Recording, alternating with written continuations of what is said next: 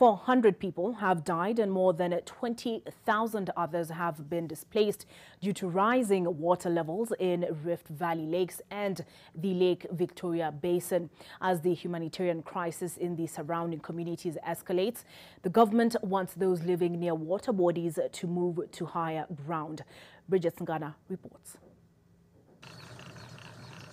It is a phenomenon scientists say occurs every half a century in the country, with the last recorded rise in water levels across the Rift Valley happening in 1963. But none compares to the scale of this one, more so from a humanitarian point of view. If 5,000 homesteads, you give it an average that every homestead has got about maybe 5 people, then it is 5 times 5,000. Then you can begin to have an indication, you get an indication of how many people have been globally affected. But that's not all. Access to critical facilities and essential services have also been affected. Some of these areas had schools, had hospitals, had roads, had bridges. Bridges that were used to facilitate movement as people engage in their day-to-day economic activities.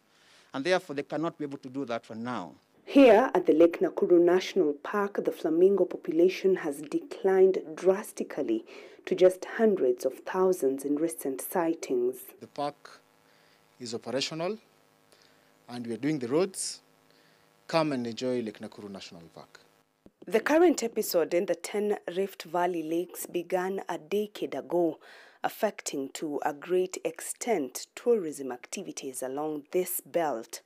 A team of environmental scientists have been studying the phenomenon across the valley. There is no end in sight, it appears. It is not easy to predict how tomorrow will be like. It may reside and go back, or seed go back, or it may actually continue to expand. And therefore, the government has been monitoring what is happening in various facilities and even various lakes. One of the facilities that is being monitored closely is the Takwel Dam.